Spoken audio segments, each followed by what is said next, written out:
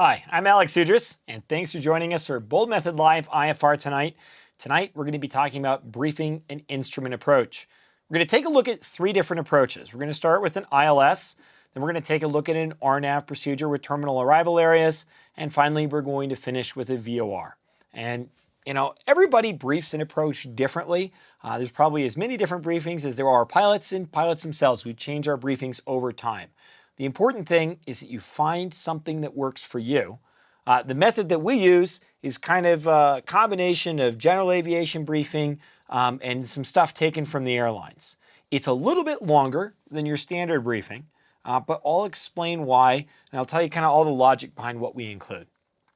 Tonight, Colin Cutler is our technical director. He is also managing chat because both Corey and Swain, I think, are working. They're actually working the IFR system tonight. So because of that, Colin's managing chat. And it's supposed to be an interactive presentation. So that means throughout the entire time, if there's something I lose you on, if there's something you want to hear more about, or that you get confused on, something you see that you don't understand, let us know in the chat. Colin will pick that up and work it into the presentation. Don't wait for the end. I know Colin will try to pick out stuff that doesn't stump me too much. With that, we'll get started. And I want to start just by talking about our personal briefing philosophy. Number one, you need to figure out what you're looking for out of an approach briefing. And that really does change. I think when I was a flight instructor, going back earlier, right, when I was a flight student, getting my instrument rating, oftentimes I only had a few minutes to brief because you were going from a missed approach point or a missed approach procedure right back to an initial approach fix. I know lots of you feel like you do that. And so you needed to brief fairly quickly, all of the time. People say, oh, you should brief them on the ground. That's great practice.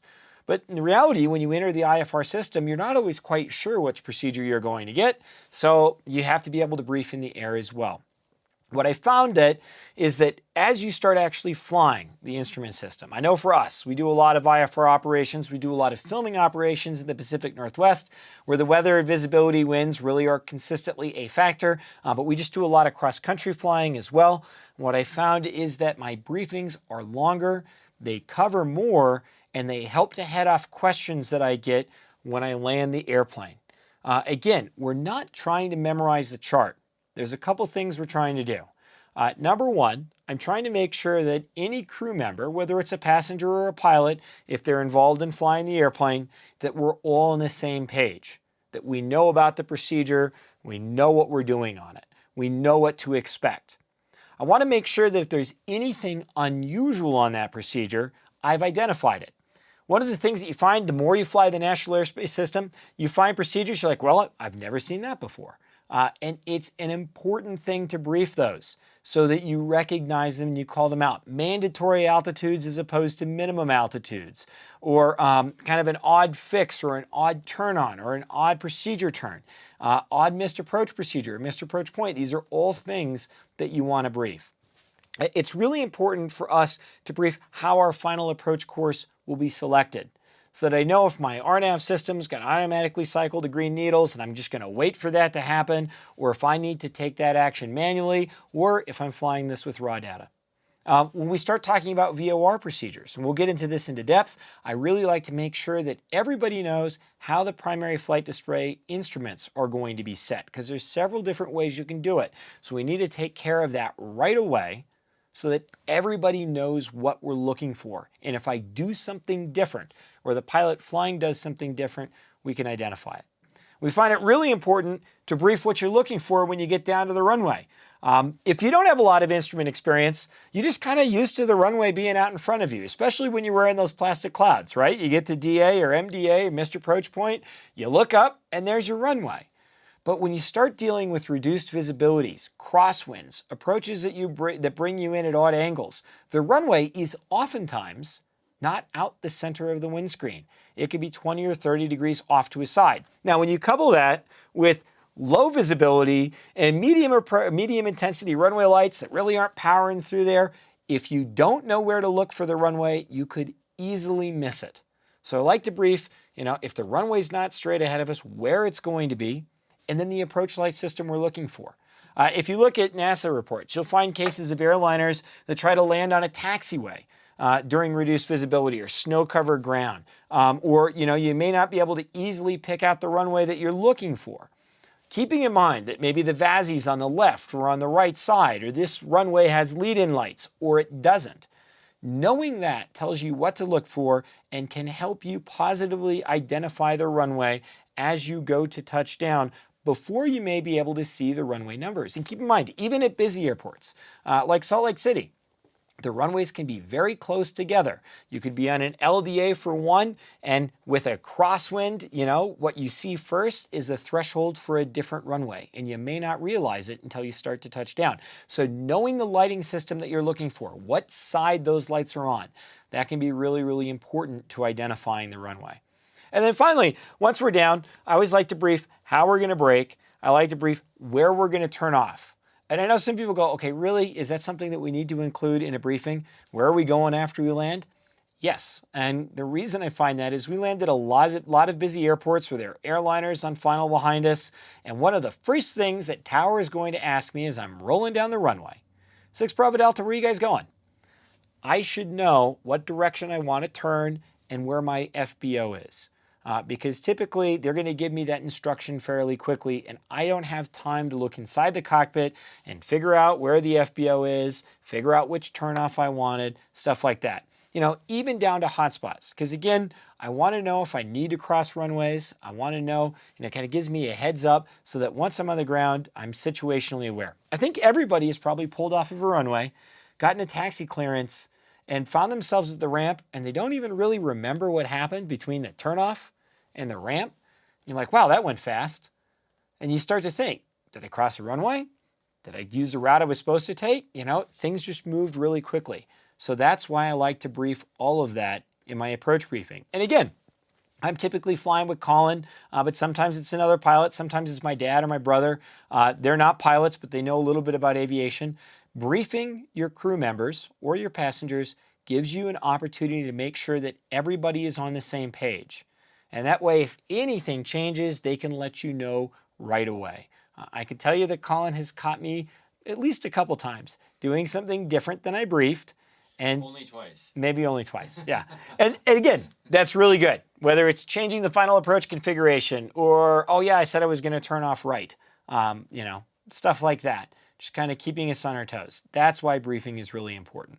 So last thing I'm going to say before we start getting into each of these is, where do I brief? So back when I started flying, we really didn't have a lot of in-flight weather. You could ask ATC what the current observation was at an airport, though a lot of people didn't do that. And you oftentimes don't get ATIS or AWOS or the minute weather until you're fairly close to the field. And a lot of fields, especially in Colorado, Pacific Northwest, but it could be anywhere. I mean, it could be in Tennessee. These fields are in terrain. The AWOS antenna's reception can be limited, so you may not hear the weather until you may be 30, 40 miles from the airport. And in some aircraft, that means maybe you got 10 to 15 minutes at the most to get the airplane configured and heading towards an initial approach fix. So one of those things that I like to do, I use ADS-B or Sirius XM to identify the weather at the airport, usually when I'm about an hour out to 45 minutes out of it. That's when I'm going to start asking air traffic control for direct to an initial approach fix if I'm on my way in, kind of setting the aircraft up for the procedure. And at that point in time, I'm going to load the procedure into the RNAV database. If you're flying, whether it's a Garmin 430 or an Avidyne or a G1000 or up, I always load my procedure into the flight plan. Even if I'm planning on switching over to Green Needles, I always load my procedure into the flight plan. So I'll load the procedure into the flight plan. Then I'll look at each of the altitudes. If your flight plan's capable of putting down minimum altitudes or mandatory altitudes at each of the fixes, I'll compare each of those against the chart.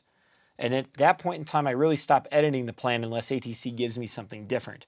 But once I've got that into my flight plan and I verified my altitudes, my flight plan acts as a chart as well. And as you're trying to scan, especially if you have a glass cockpit or your Garmin or wherever your flight plan is displayed is really close to your flight instruments, it can make it much easier to scan as you're flying the approach. Once I have all of that set up, at that point in time, I'm going to brief the approach. And typically, I still have, I'd say 15 to 20 minutes before I actually cross that initial approach fix and start the procedure. I like that because it gives me a lot of time. I can brief the approach typically when we're in a stabilized descent or still in level flight. I'm not in a high workload scenario trying to monitor CTAF and deal with air traffic control. It's the perfect time for me to brief an approach. That being said, if I was to execute a missed approach and need to come back to that airport, for example, something was on the runway and I couldn't land, I go missed and I want to fly the procedure a second time, or a different procedure, I'm going to have to brief a little bit more quickly and I might abbreviate this. The other thing I always tell students, if you're rushed, you can always ask ATC for a box pattern or a holding pattern. ATC can give you, they call them delay vectors. You hear that going into Aspen all the time as people are waiting for the winds to change. Hey, can I get delay vectors? So they just kind of vector you around for a second, waiting for the next METAR. You can enter a holding pattern. And oftentimes when you request it from ATC, you can enter a holding pattern on the radial you're on. So you just turn right, and it's cake. Give yourself time to brief the approach. Don't rush yourself if you don't need to. A lot of times on instrument check rides when people struggle, things they missed were things they also incorrectly briefed, and they were briefing in a rush. Okay, so with that, we're going to go through the ILS, then we're going to go through an RNAV, an RNAV LPV, and then we're going to go to a VOR. And again, if you have any questions as I'm doing this, you'll see, throw them out to Colin and we'll work them into the presentation.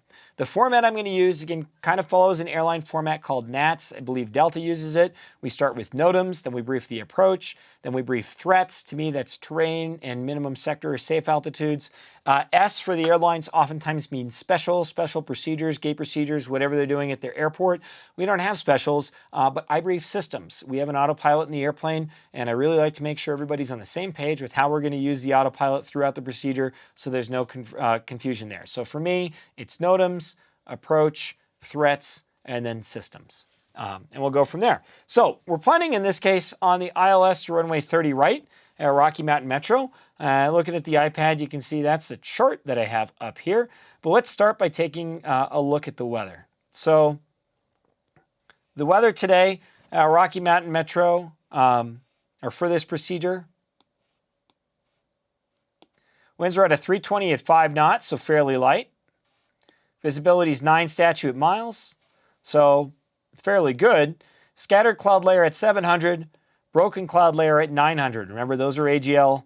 Temperature 26, dew point 13, altimeter 30.27. That I put into our performance computer. We got a little performance computer that we use on our iPhone that figures out our takeoff and landing performance, and I always update those so I know a couple things. You can see my landing distance with 100% flaps. This is the ground roll, 1483. When I'm doing flying an instrument approach, that's typically the number that I'm thinking about the most. So 1483 at 100%. On an instrument approach, we usually use 50%. So here, 1549 or 1550 feet. The other thing that's really important is your climb gradients. You can see we typically compute them in both feet per nautical mile and then our foot per minute climb rate. Our takeoff climb you can essentially look at as a VY climb in the aircraft. With today's conditions at our landing weight of 32 pounds, we expect a 716 foot per nautical mile climb gradient and 1,237 feet per minute on the VSI. Again, if we have a headwind or a tailwind, that will change, though the 1237 shouldn't. Cruise climb, which is going to be clean flaps and 120, that's a climb we can sustain without typically overheating the engine. Today at our landing weight is 520 feet per nautical mile or 1,146 feet per minute. Keep in mind, required gradients on procedures are in feet per nautical mile. And so that's why we have that here, and that will become important as we move into our procedure. Okay, looks like we got our first question. I'm just going to hop in here quickly. I don't have it up because there are about 4 different questions. Everyone wants to know what this performance computer is that you were just showing. That's something that we wrote for ourselves on Swift. We don't have it in the App Store yet because it's only for the SR22 Turbo. And it's something that we've been using over the past 6 to 8 months just to see how well it works. It computes our aircraft weight and balance, performance, oxygen duration, stuff like that. I always tell people if you want to have something that you drive yourself crazy with, learn a programming language, and then you'll start building all kinds of things. That being said, there are quite a few performance computers that you can find online. We may offer this out there sometime in the future. Right now, it's just for the SR22 Turbo and kind of set up for ours. But that's what we're using there. Okay, so let's jump from that into the procedure. So today, and I typically will use ForeFlight. You know, I'm a ForeFlight pilot. When I go to fly, we have Garmin avionics. I occasionally use Garmin Pilot, though I usually have got ForeFlight up in the aircraft. That's my primary EFK. It's one that I find just for me personally works the best. They will let you know if there is a NOTAM out for a procedure. That being said, sometimes I've seen it list NOTAMs for procedures that are different or maybe not have a NOTAM, so I always typically go check the destination NOTAMs on my briefing as I'm briefing the procedure, as well as using the red NOTAM flag, because I have found that that is not 100% reliable, though the briefing itself is.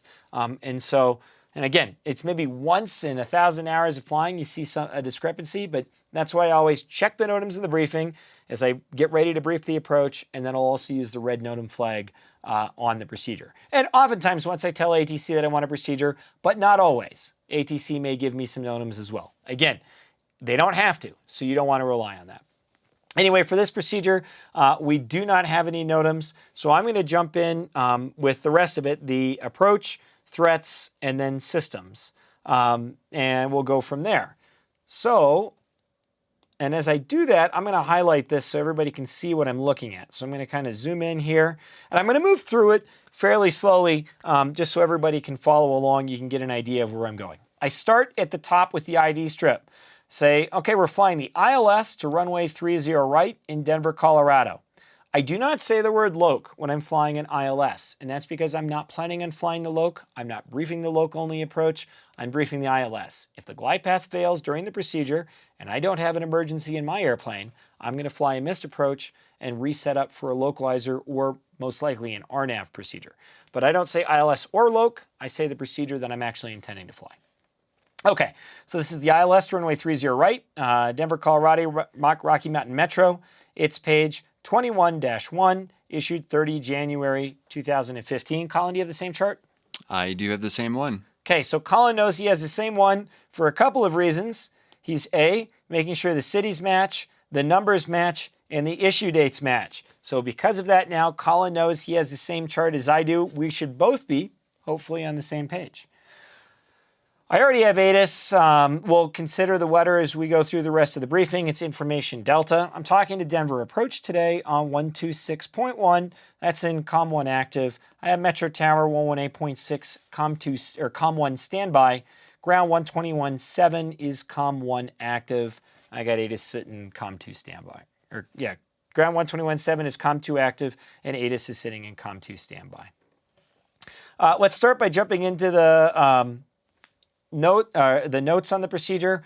I don't read every note. I cover the notes that apply to me. I'll look at them, but I don't read them out loud if they don't apply. So the first thing I'll say today, radar or DME is required. We have both GPS DME and radar. We need simultaneous reception of the localizer and the DME. GPS accomplishes that.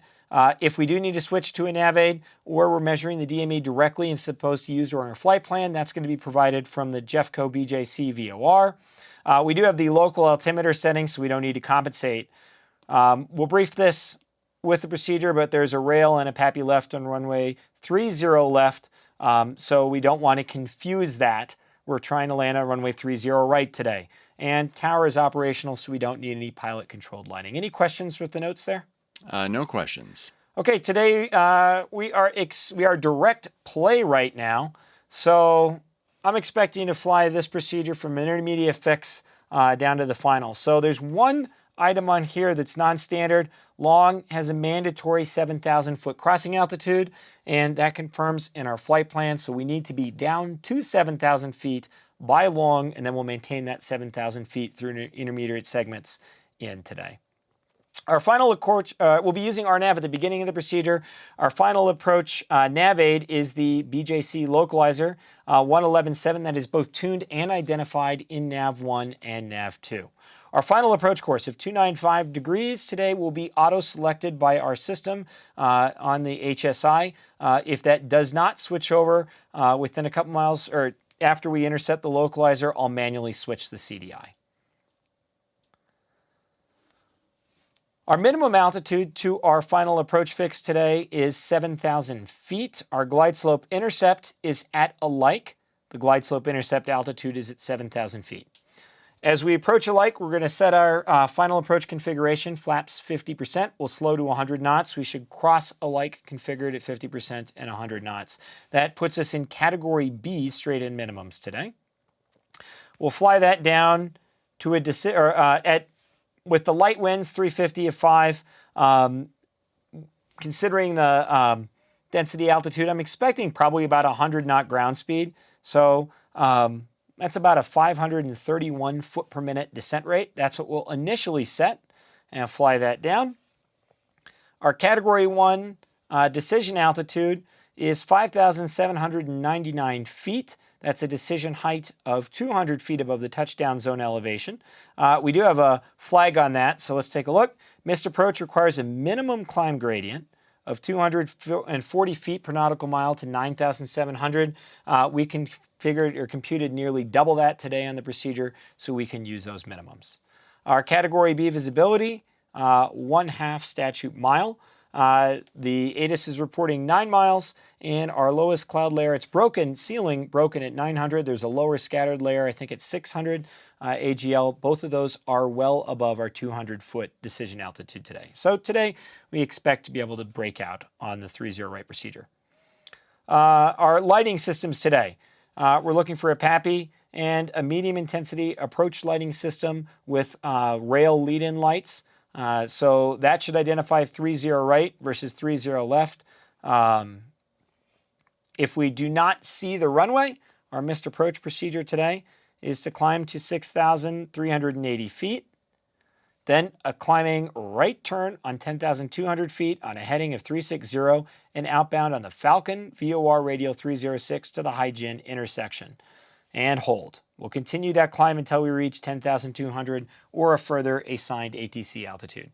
Today we'll be using RNAV for the initial approach segments, and we'll be using VHF for the final approach segment if we execute the missed approach as we're climbing straight out. And once we reach 6,380, we will switch back over to RNAV. We'll use RNAV to navigate the rest of missed approach procedure and to fly the holding pattern. Any questions there?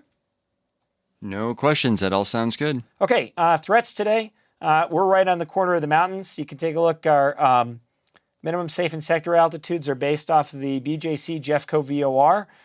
Basically, anything west is 14,800 feet. The procedure itself comes in at 10,700 feet. Missed approach is going to be at 7,600 feet. Those are the minimum safe and sector altitudes. Any questions there? No questions there. Okay, systems today. We'll fly the procedure with autopilot all the way through until either we execute the missed approach point or we meet conditions to land. If we meet conditions to land, I will take over the aircraft from there and hand fly it down. If we need to execute a missed approach procedure while the autopilot's still coupled, we use the autopilot for the procedure. If I've already taken over and I'm hand flying, I'll continue hand flying until the aircraft is cleaned up, climbing and stable, then we'll re-engage the autopilot for missed. Any questions? No questions there. Great. Okay, let's take a look at the runway. If we take a look at our performance again, landing 50%, we're looking at 1,550 feet of runway required. If we look at 30 right, we have 9,000 total feet. Looking at the airport information page for 30 right, landing distance beyond glide slope, 8,201 feet. So well above the 1,550 that we need to land. Because of that, we're really not going to use any brakes. We'll just slow down with aerodynamic braking.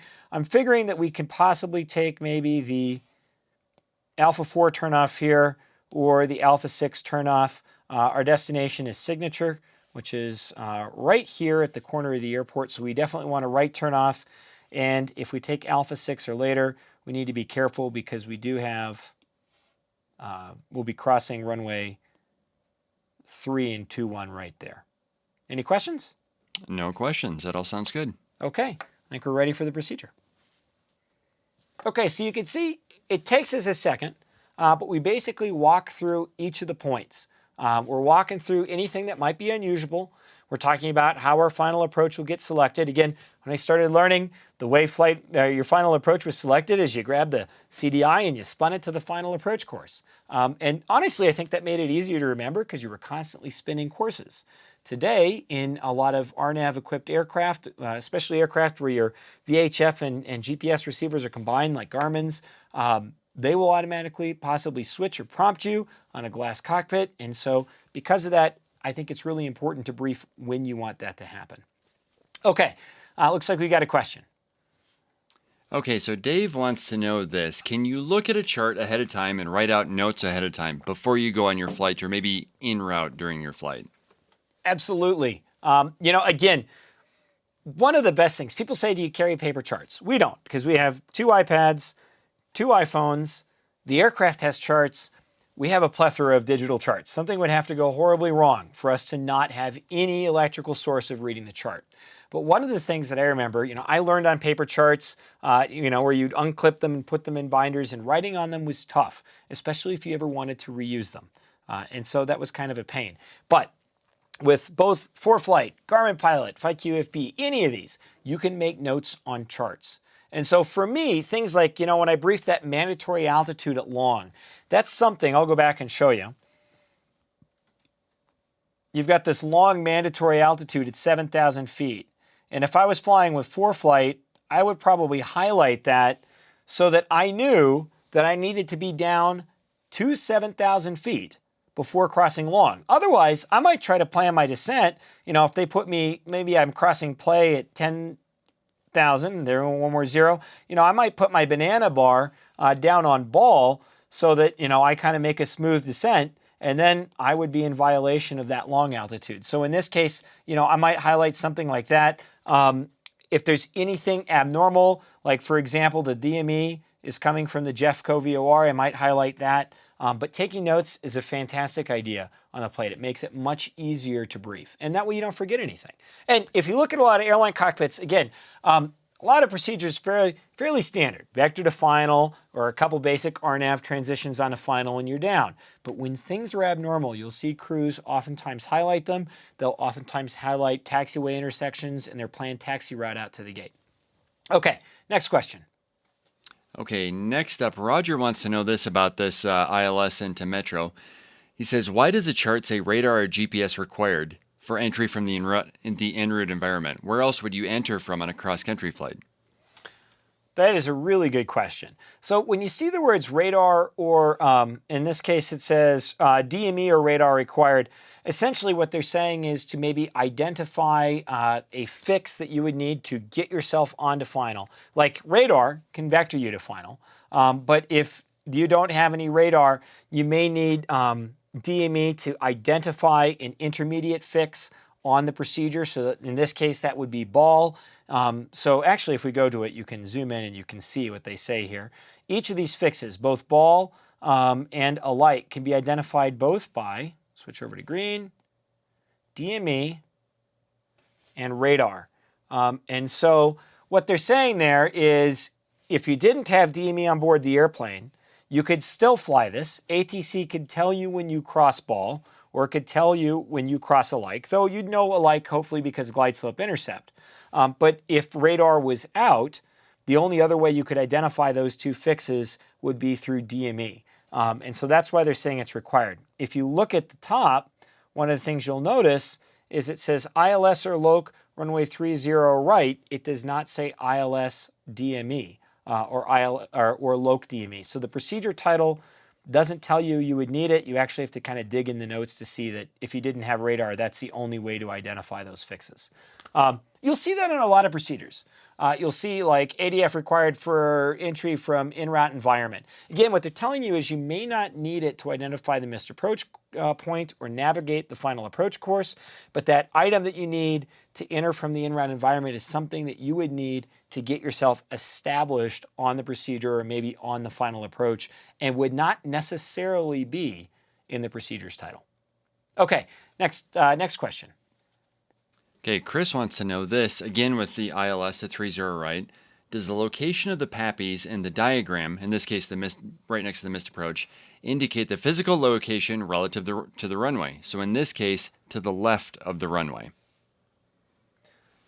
So on Jeppson's they do, and I do not know positively if the FAAs are always the same way. But on Jeppsons, they do. That's one advantage, is you can use that to help identify and orient where the aircraft or where the Pappy would be. And that's something, again, we brief Pappy left side or Pappy right side because, again, especially when you're dealing with low visibility, and oftentimes, you can find, like at Salt Lake, they've got two runways that are thresholds are right next to each other and the headings are just a little bit different. It could be easy to identify the wrong runway. Okay, let's take this into the next procedure, and that's going to be an RNAV approach into Tulsa, Oklahoma. In this case, we're going to use a terminal arrival area. I know, the interesting thing is when I'm flying into like rural airports, I typically get a lot of terminal arrival area procedures. The rest of the time, they're a little bit more rare. I know when we kind of started with GPS procedures, you thought they would be everywhere. It's kind of a mix, and sometimes they can confuse you when you fly them. So we'll look at that. One of the other things I get asked oftentimes is, would I rather fly an ILS or an RNAV procedure? And the answer is almost always RNAV. If they both get me down to the same minimums, if they both essentially have the same descent gradient, I'm almost always going to choose RNAV. And the reason for that is that ground-based signals, the localizer and the glide slope, can be disturbed by vehicles traveling close to the antenna. And that doesn't just mean aircraft that enter the critical area. It could be a truck driving by the airport. And I can tell you multiple times, in fact, we filmed multiple times, where we end up with some coarse scalloping either in the glide slope or on the localizer, where the needle starts to float back and forth when we're on final approach, or the glide slope starts to float up and down. And that can really be a pain to follow, especially if we're using an autopilot or a flight director. That does not happen with an electronic glide path. When we're flying an RNAV procedure, those lines have always been rock solid for us. We've never lost WAS on a procedure. I think that would be fairly uncommon inside most of the United States. So for us, for the most comfortable, reliable procedure, we'll usually pick up an RNAV. And then I tend to back that up with ILS. Okay, so let's jump into the weather today.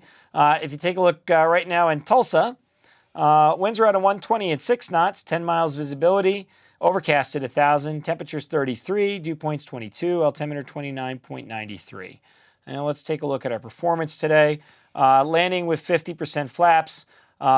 You can see our density altitudes significantly lower now that we're going in Oklahoma, so a little shorter ground roll, 1337.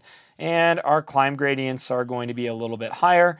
Takeoff climb about 800 feet per nautical mile, and cruise climb 588 feet per nautical mile.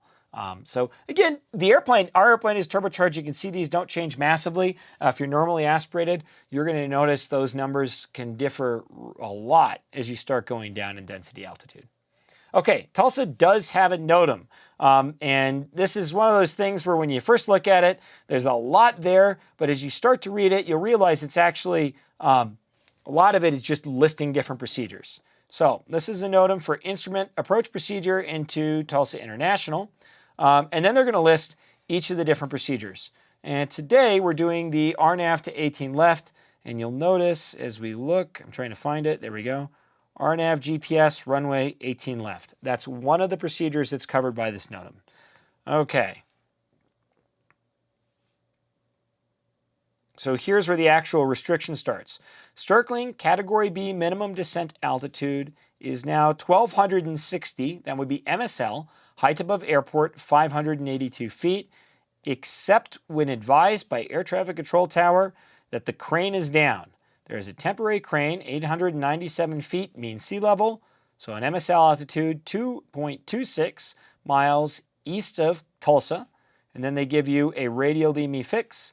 That's from 9 July 1658, 2019 until 18 February 1658, 2020 estimated.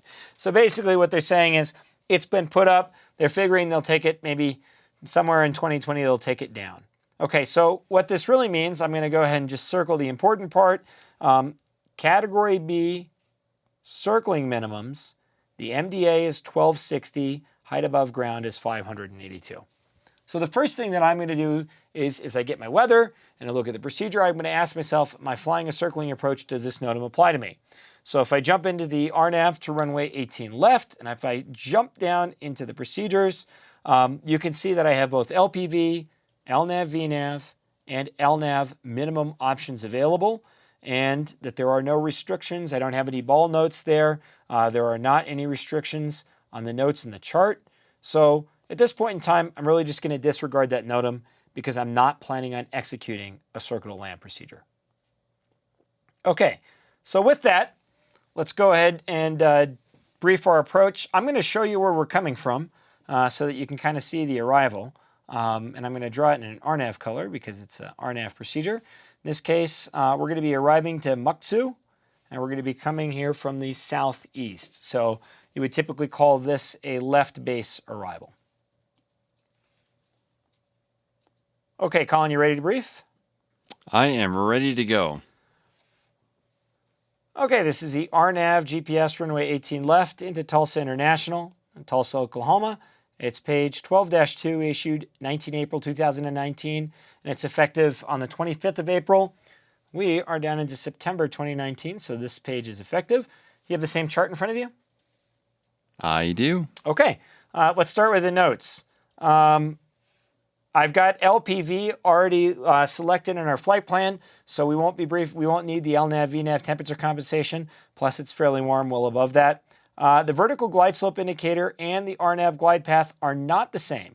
The VGSI is at 2.75 degrees. It'll probably be a little bit shallower. So once we go visual, if we meet the requirements to land, I'll adjust our glide path to meet the visual glide slope indicator. I don't typically, and I'm just saying this out of briefing, I would typically not brief the DME, RNAV, RNP because it doesn't apply to us. What I would resume briefing is simultaneous approach is authorized with the ILS or localizer on runway 18 right. That's the parallel. The LNAV procedure is not authorized during simultaneous operations. So if they were to switch to that, we may lose this procedure. And then use of flight, or sorry, let me brief that again. LNAV procedure not authorized during simultaneous operations. We're flying the LPV, so that should not affect us. But if we get a downgrade, we need to alert ATC. And then finally, use of autopilot or flight director providing RNAV track guidance is required during simultaneous operations. I'm planning on using the flight director for this procedure anyways, but that would need to remain operable if they're flying simultaneous approaches. Any questions? No questions. That sounds good. Okay. And today we're entering from the left base area. We're direct to MUX 2. We're about 32 miles out, so we're going to be approaching here. Once we're within 30 miles from MUX 2, and if we're cleared for the procedure, we can descend down to the terminal arrival area altitude of 3,600 feet. We haven't been cleared yet, but once that happens, as long as we're within 30 nautical miles, we can begin that descent. Any question there? No questions. Okay. From there, the step downs are fairly standard. They're going to bring us into our final approach fix at Oruhu. Because this is a GPS RNAV procedure, there's nothing for us to tune and identify.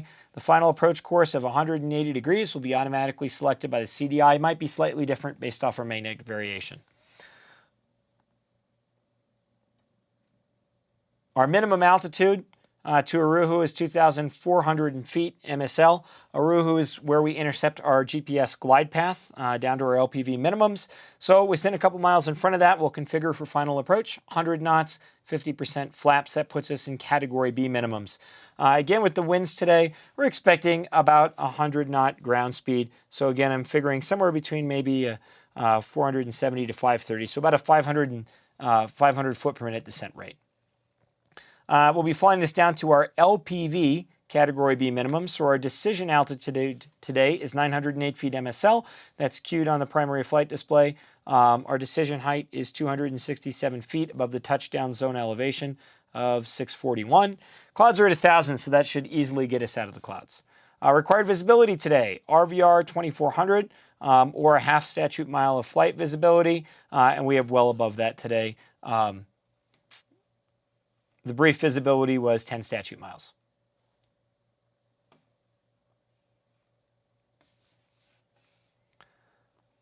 We're going to be looking for a Pappy today, left side, as well as a medium intensity approach lighting system with the flashing rail lead-in lights. That'll let us know we're lined up with the correct runway and showing on course.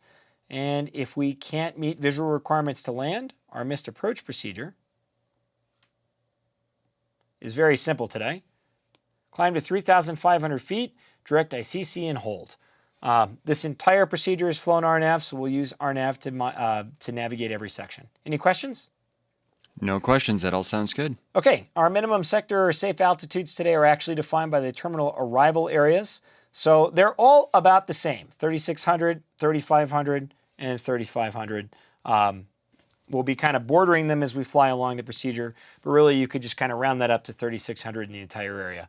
There really are no threats other than that. The highest obstacle is going to be located to the northeast of us at 1549.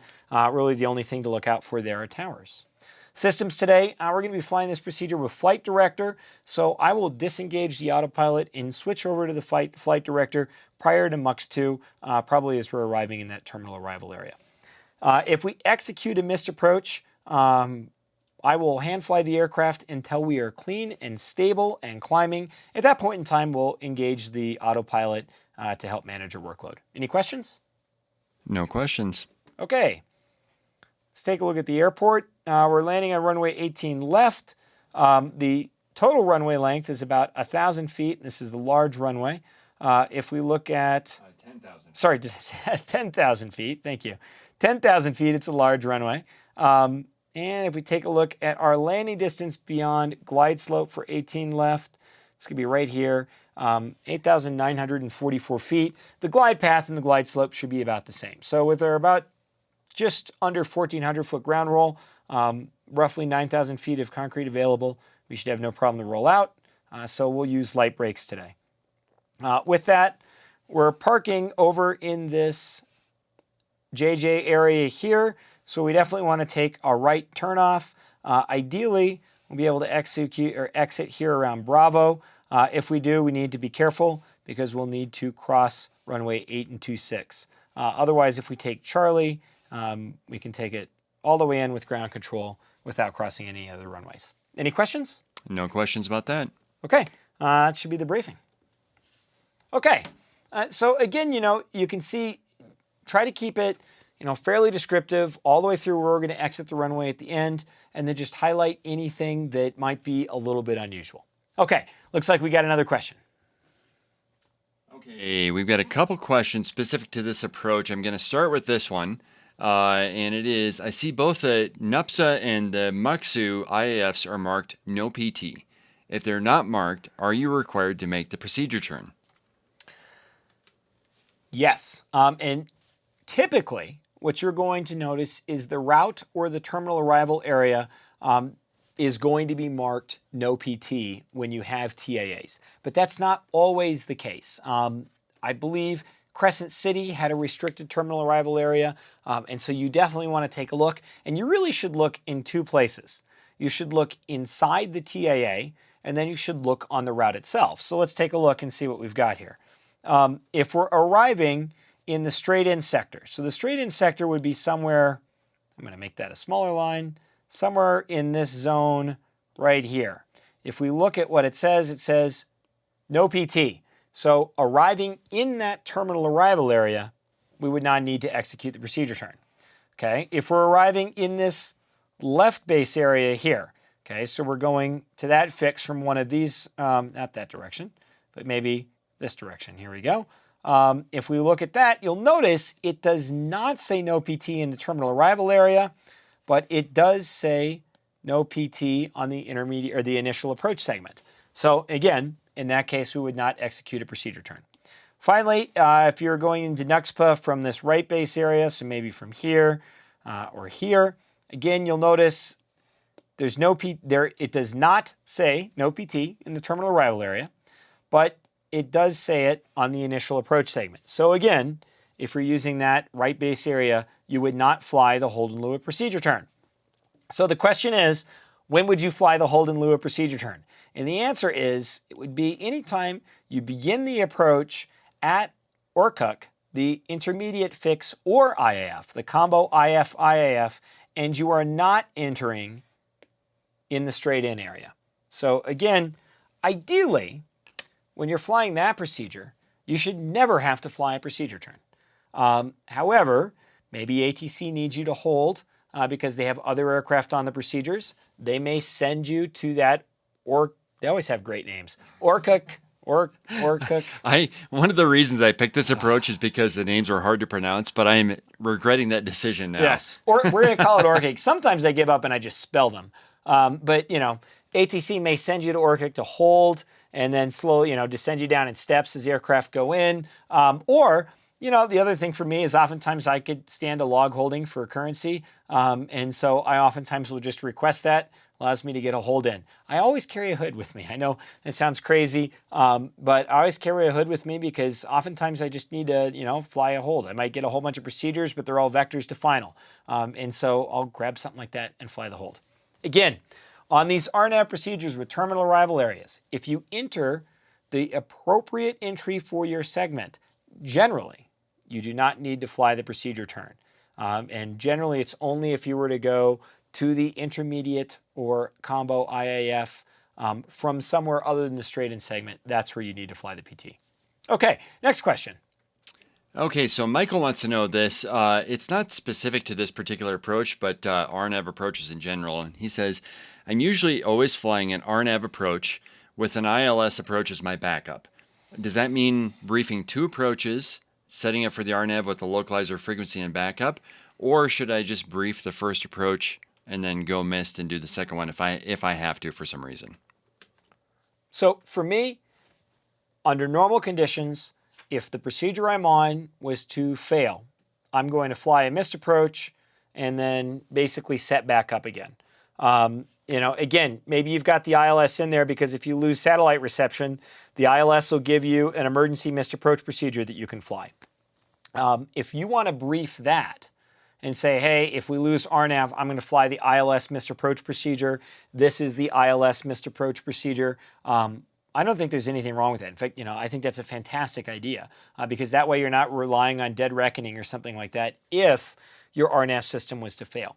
As far as briefing the ILS as an actual I would land from a procedure, typically I'm not going to do that. And the reason is if something goes wrong with the avionics, oftentimes it's something we've done wrong in the aircraft, and I want to take a second before I get down to low altitude in the clouds to figure out what's gone wrong and what I might not have set up correctly. That's why I like the idea of going missed. But if you've got an RNAV that essentially is overlaying an ILS and you want a great backup in case your RNAV procedure, you lost GPS and you don't have any data, having that ILS backed up in there and that chart ready to go and knowing that missed approach procedure, definitely not a bad idea at all. In fact, it's definitely safer than just kind of wandering around climbing to a minimum safer sector altitude. Okay, next question. Zach wants to know, do you modify your briefing procedures if you're flying single pilot? Yes, I feel awkward talking to myself in the airplane. Yeah, and in fact, it's odd because Colin and I fly together most of the time. So most of the time we're filming or doing production work or traveling to business meetings together. The airplanes are business airplanes, so typically we're flying together, but I do fly it solo or sometimes with passengers. In fact, I took a passenger up to North Dakota several months ago in really low weather in Devil's Lake, windy day, 400-foot ceilings, in the spring, I think it was in April, and he knew nothing about flying. And so I still give my briefing out loud. I won't say things like, do you have the right plate and stuff like that, but I give the rest of my briefing out loud. Oftentimes I find it allows me to work myself through what's going on, and I've caught myself. I'm like, oh, I didn't have that set right or wasn't thinking about something.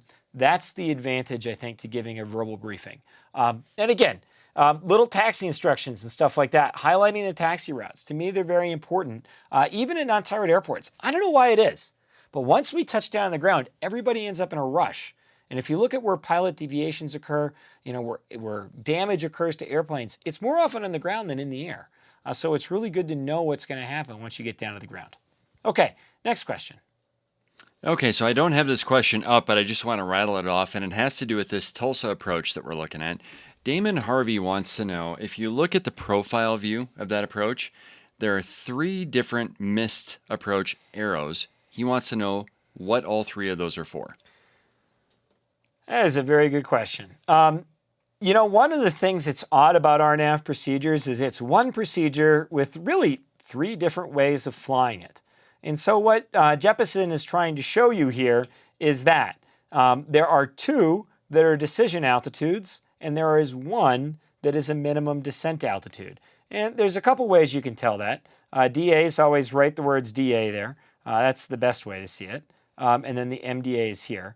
But we also know LPVs and LNAV VNAVs are decision altitude based minimums.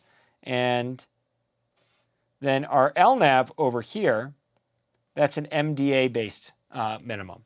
So when you look at this, essentially what you've got is this arrow right here. That's going to be your LNAV.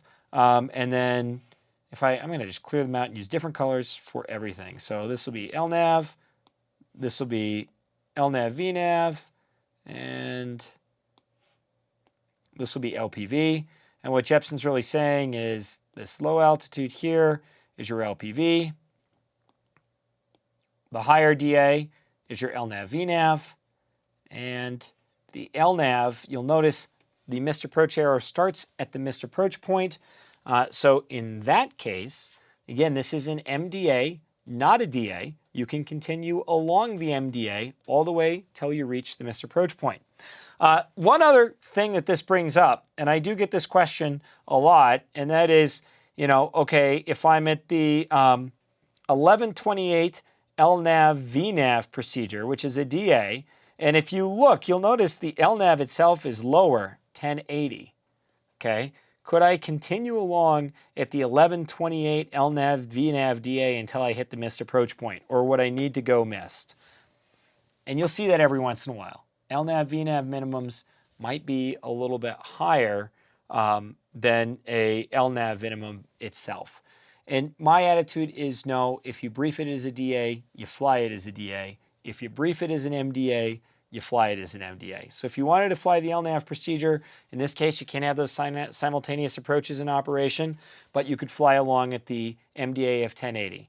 On the other hand, if you're flying it, briefed it as an LPV, or if your system can't handle LPV but can handle LNAV VNAV, if you fly it as an LNAV VNAV and brief that, then treat it as a decision altitude.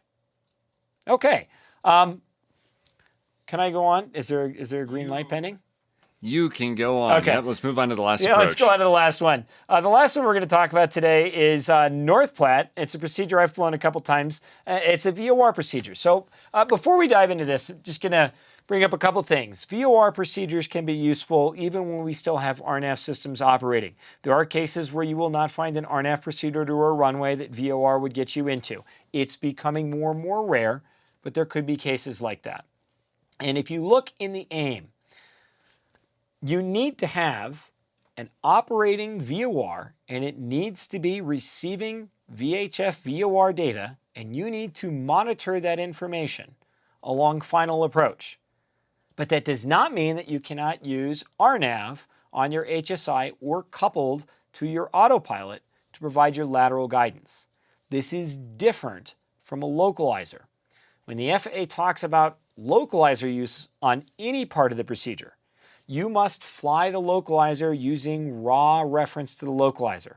So what the FAA is essentially saying is, if you're flying a part of a procedure defined by a localizer, you're inbound on a localizer course, you cannot use RNAV to navigate that localizer. You need to switch the CDI over to green needles, even if your RNAV underlays a ghosted localizer needle so you can still monitor it. They say you must navigate it with raw localizer data.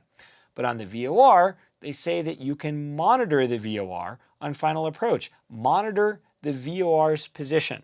So that doesn't mean monitoring to make sure it hasn't failed. That means actually tracking your position using real VHF VOR data.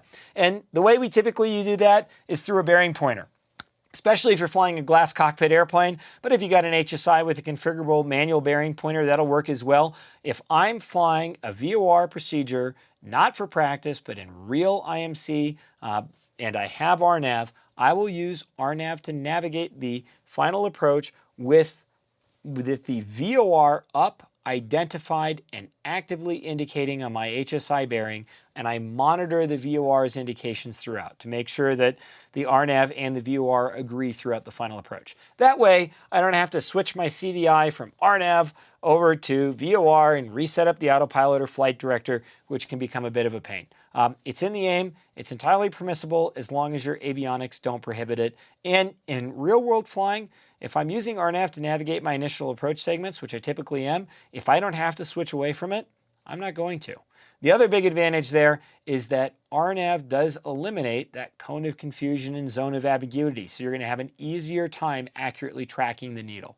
All of that said, when I actually go out to just practice VOR approaches, I typically practice them without any RNAV, because in an emergency, if I lost RNAV and that's my only option, I still need to be able to fly at quote-unquote green needles. Okay, so let's take a look at Tulsa here, North Platte. North Platte, METAR today, the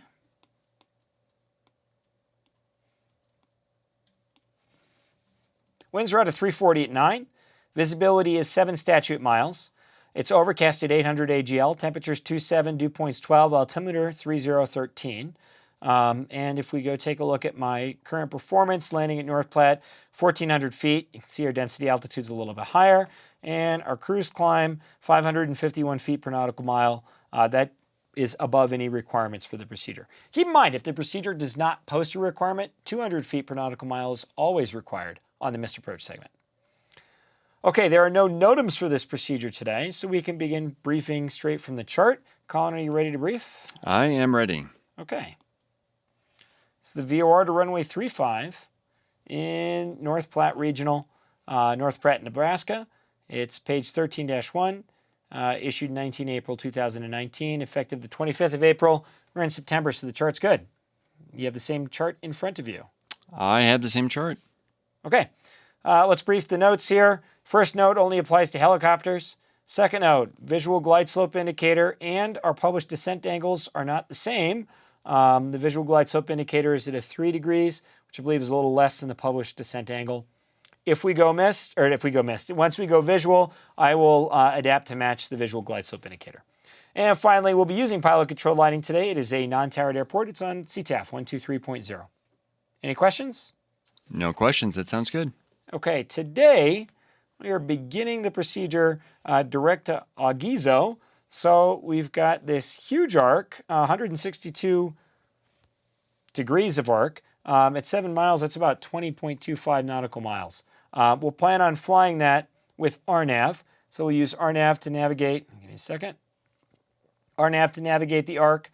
We'll continue to use RNAV to navigate the entire procedure. We'll make sure we're monitoring the VOR as we cross the North Platte VOR and begin the final approach segment, but we'll use RNAV to fly all the way in, and if we have a missed approach procedure, we'll use RNAV there. Any questions or issues on that? No questions about that. Okay, so let's take a look at the briefing there on that. The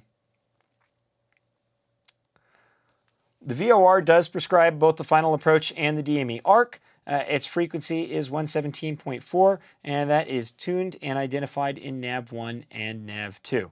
Our final approach course today of 018 will be automatically selected by our flight plan as we turn on to final. We'll leave the needles in RNAV, but we'll make sure that the bearing pointer as we turn on final is green and that the VOR is still identified. Questions? No questions. Okay, minimum altitude to the VOR is 4,400 feet MSL.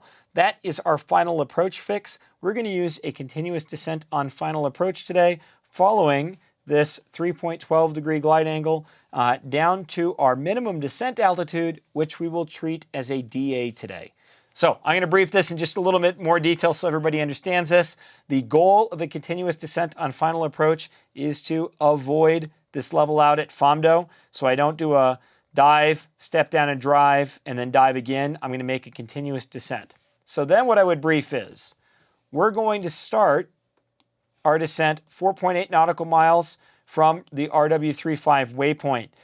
If we look at that from FOMDO, we're basically 2.2 miles from that waypoint. So if we take 2.2 off of 4.8, that's going to give us 2.6. So we'll want to start our descent 2.6 nautical miles from FOMDO. Any questions there? No questions. Our descent rate at a 3.12 degree descent angle. Our final approach speed will be 50 degrees of flaps and 100 knots today, giving us about 100 knot ground speed. will be about 552 feet per minute. We'll select that with the vertical speed indicator, or the vertical speed rate on the autopilot, and then we'll use our banana bar with our altitude pre-select to make sure that we don't miss the step down restriction and that we reach MDA. Questions? No questions about that. Okay, we're at Category B aircraft today with 100 knot final approach speed. Our minimum descent altitude is 3,220 feet. That's 444 feet above the touchdown zone elevation of 276 feet today. Our visibility is, required visibility is 1 nautical mile. And if we go back to our weather there, you can see we have 7 miles, overcast at 8, so we're well above the procedure's minimums.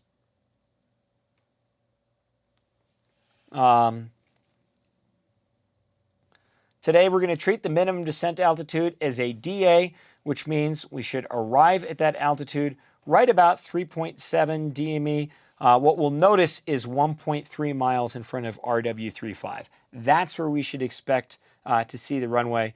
But once we reach 3,220 feet MSL, if we don't meet requirements to land, we'll start a missed approach procedure. We just won't turn until we reach the missed approach point. We are looking for flashing runway end identifier lights and a VASI on the left side. However, we don't have any approach lead-in lighting today, so it's just the rails and the VASI. Brief the missed approach. Today it's a climbing right turn to 4,900 feet, direct to the North Platte VOR and hold, continue climb and hold to 4,900 feet. We'll be navigating that with RNAV if we need it. Threats today is based off of the North Platte VOR. If you look at the VOR, essentially, our final approach course is on the 198 radial. So we're going to be coming in, if you think about it, from the southwest and flying in like this. So we'll start in the 5,300 foot sector, the minimum sector altitude, and then we'll end up in the 4,700 foot sector. Other than that, there's not a lot of threats out there. There's not a lot of terrain, there's not a lot of towers. The highest tower is to our southwest at 3,864 feet. Systems today, we'll fly this procedure with autopilot. Again, I will uncouple the autopilot once we meet requirements to land. If we execute a missed approach while the autopilot is coupled, we'll use the autopilot for the missed approach. Otherwise, if I'm hand flying, I'll hand fly until the aircraft's cleaned up and stable, and then I will engage the autopilot. Looking at the airport today, we're landing on runway 35. It does have a displaced threshold, so we'll take a look at that. The total concrete length is 4,436. But if we take a look at runway 35, landing beyond the displaced threshold is 4,134 feet. I'm going to take off about 1,000 feet for our threshold crossing height on that continuous descent on final approach. So that gives us about 3,100 feet, which is more than twice what we need to land. And today, the FBO is located right over here. So once we exit, we should exit to the left, probably right there. There's no rush to brake, but exit on Charlie and follow that into the ramp. Any questions? No questions about that. Okay, I think we're ready for the procedure.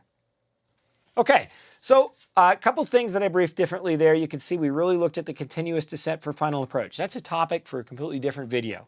But when we do fly them, I really like to break down the distances and the rates and the fact that I'm going to treat the MDA as a DA. Now, one caveat when I say that does not change the fact that it is still legally an MDA, which means I can't go below it. So I will start my level out before I reach the actual MDA. And I will make sure that if I don't have the runway environment in sight, that as I add power and start my missed approach procedure, that I do not dip below the minimum descent altitude. So some people ask, why are you treating that minimum descent altitude as essentially a DA? You're not allowed to go below it. Remember, a normal DA you can dip below as you add power. On an MDA you cannot. So I'll start my missed approach a little bit early, probably 20 or 30 feet early. Why am I doing that? Because the reality is reconfiguring power, establishing the airplane in level flight when I'm only about a mile to maybe a mile and a half away from the runway threshold. A, that's already very difficult. Then B, I have to destabilize the aircraft again at low altitude or about 450 feet there to get the airplane down to land. And I'm going to be landing at a steeper than normal glide angle. And remember, this the vertical descent angle is bringing me in at about a 3.15 degree angle, so just slightly steeper than normal, and that takes me down to the runway's threshold. If I was to fly along at MDA past that visual descent point, now I might have a 4 or 5 degree angle to get down to the runway, and the runway is already short. So again, when I fly a continuous descent to final approach, to me, I'm never going to haul along to the missed approach point at MDA. Instead, I'll start that power application early so I don't go below MDA. But if I don't see the runway once I get to it, I'm going around. Okay, looks like we got a question. Okay, I don't actually have this up here. I'm just going to rattle this off because this is kind of a combination from several questions. Can you talk first off a little bit about the fact that we've got straight in minimums, but the approach is not lined up with the runway at all? Oh, clear. Yeah, let's take a look at that. And actually, I should have briefed that in there. So if you can take a look here, and the way you know this is, if you look at the final approach course, I'm going to draw that a little bit bigger. There we go. You can see that the final approach course is going to approach the runway. The runway itself is going to be kind of off on your left side. So again, normally I missed that on this one, but normally I would brief that. You're going to look at the runway, look at the left side of the aircraft for the runway, especially because if you don't know to do that, and if you're not scanning throughout your windscreen, it could be really easy to miss where the runway is. Okay, looks like we got another question. Okay, so Eric wants to know this final magnetic heading. Isn't that already magnetic as shown on the chart? And how does variation come into play here on this approach? So on this procedure, and I think if you're asking that, you're probably wondering with RNAV versus the published magnetic heading. On this case, that 018 magnetic course, that is your radial. First of all, it's not an actual magnetic course. That's the radial coming off of the VOR. And so if you're using the VOR, you would want to see 018 is a radial that you are flying away from the VOR. You may notice that the RNAV final course after you depart the VOR is slightly different. And the reason for that is it's going to be not a radial from the VOR, which, you know, the VOR is not perfectly calibrated to the current magnetic variation because that's always changing. So it's basically calibrated at a point in time and then updated periodically afterwards. Your GPS database is essentially gets a new variation database every time you update it. And so what your GPS is going to do, and I'll actually show you here, if we look at this, your GPS is going to look at this fix and then FOMDO and D5.0. And let's see, it helps if I choose the part where it sticks. Here, here, and here. And it uses latitudes and longitudes for each of those. Then it draws a track between the fix and figures out, based off of what its magnetic variation is, what the magnetic variation on final approach course would be. So what that means is when you're using your RNAV system to navigate a procedure, and you look at your RNAV final approach course, and it's a couple degrees different than the final published approach course, there's two reasons that could happen. On a VOR procedure like this, it's publishing a radial, and the radial is not perfectly lined up with magnetic variation. The VOR uses a radial, and it should still point to 018 on your HSI. The RNAV system uses tracks to fixes. It's applying the magnetic variation, so it'll be a little bit different. And then even on an RNAV procedure, where they give you a charted final approach course, again, over time, magnetic variation will change. And so you may find that an RNAV procedure, it says final approach is 018, and you look at your thing and your instrumentation, and it's telling you 016. Again, that's just because the databases are slightly different. But the track between the latitude longitude fixes does not change. Okay, looks like we got another question. Jim wants to know, why are there two segments from FOMDO to the runway on this approach? There's a VDP in there. Okay, great question, because in this case, we have a VDP that's published to basically match that 3.12 degree descent angle down to the threshold. It crosses the threshold at 37 feet, and then it will continue all the way down into touchdown. So essentially, on this continuous descent to final approach, if you start your descent 4.8 nautical miles from the runway's threshold, which remember we said is about 2.6 nautical miles from FOMDO, if you were to, and you maintain, let me draw that out, a 3.12 degree descent angle, okay, which is roughly at 100 knots, 552 feet per nautical or feet per minute. You will cross FOMDO right at 3,540. Then you will continue down and you will reach the minimum descent altitude right at that VDP, 3.7 DME or 1.3 nautical miles from D5.0 or runway 35. And at that point, if you continue down on that 3.12 degree descent angle, it will take you right down to the runway's touchdown zone. So that's why they've published the two separate segments. Could you reach minimum descent altitude before the VDP? Absolutely.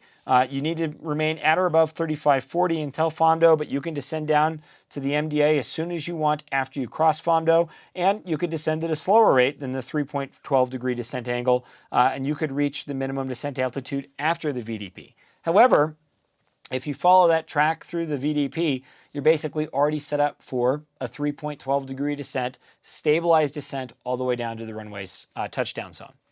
One other caution here.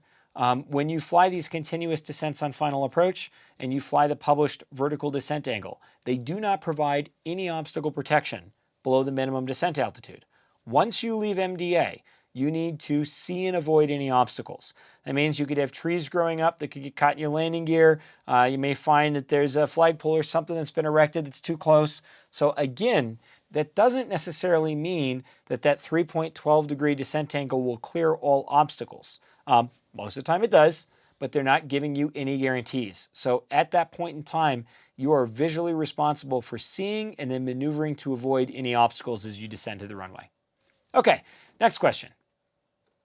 Damon Harvey wants to know, in the minimum section of this approach, what is the without FOMDO column? Okay, so here, essentially what they're saying is if you cannot identify FOMDO, you're going to increase your minimum descent altitude. And here's why. If we look at this procedure, you'll notice it's just a VOR. It doesn't say VOR DME. It's obviously not an RNAV procedure.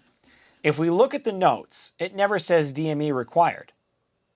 There's no note on the plan view that says that DME is required. So legally, to fly this procedure, all you need is a VOR. And so, for example, if we had lost RNAV on the airplane and the only thing we had left was VHF navigation, I don't have a way of supplying distance information because we don't have a DME radio on the Cirrus. If we lose RNAV, all I've got is VOR and ILS, but I can't measure distance. I could still fly this procedure. But the problem is, if we look at how I would do it, I wouldn't be able to fly either of those two arcs because I wouldn't be able to navigate the arc. What I could do is fly the procedure turn. I could use a clock to navigate the procedure turn, and then I would cross the VOR. That lets me know I'm on the final approach segment. The problem is, I'll never know when I'm 2.8 DME from the VOR, so I won't be able to identify that step down. In that case, my MDA is essentially elevated, and you'll notice essentially it's that first step down altitude. I'm restricted to 3540, or the initial step down altitude after I cross the final approach fix. Okay, next question. Okay, we got time for one last question here, and it really doesn't have to do with these approaches, but I thought it'd be a good way to end. And that is, I just soloed at my 16th birthday last Saturday. Congratulations on that, by the way. That's awesome. Yeah. But I fly with pilots who are IFR certified often. Should I be interested in what they're doing, or should I just focus on flying VFR right now? Oh, I think always be interested. The reality is, yes, you need to build some cross-country time before you start your actual, before you can apply for your instrument rating. But that doesn't mean that you can start training for your instrument rating right now. And I think that paying attention to what other pilots are doing and the procedures they're using is a fantastic way to start to learn about the IFR system and to make yourself more comfortable. I can tell you this. When we deal with people who are getting into the instrument training zone, one of the first things that they find that's difficult is air traffic control. You're not only trying to fly the airplane, but you've got all kinds of clearances and you're constantly dealing with ATC. So if you're working with other pilots and they're talking to ATC, get used to that. Maybe see if you can do a few of those radio calls. Get comfortable working with ATC.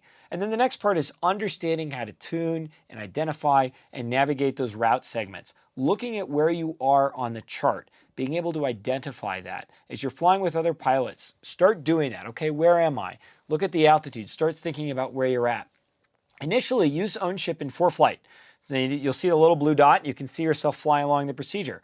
But then, after some time, turn that off and just see if you can figure out where you are just using the navigation radios, looking at the waypoints and the distances.